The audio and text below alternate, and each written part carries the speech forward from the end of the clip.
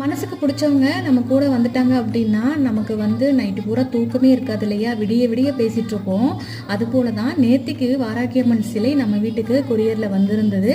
வந்ததுலேருந்து எனக்கு வந்து சுத்தமாக வந்து தூக்கமே இல்லை. எனக்கு எப்படா வந்து காலையில் அபிஷேகம் பண்ணணும் அப்படின்னு சொல்லிட்டு தான் இருந்துச்சு.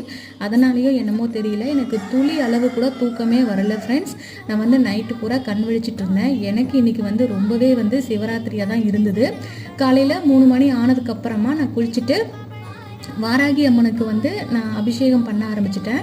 ஸோ பஞ்சமி வந்து காலையில் தான் ஸ்டார்ட் ஆகுது. நம்ம அபிஷேகம் வந்து பிரம்ம முகூர்த்த நேரத்தில் பண்ணிடலாம் அப்படின்னு சொல்லிட்டு 5 பொருள் வச்சு இன்றைக்கி அபிஷேகம் பண்ணியிருந்தேன்.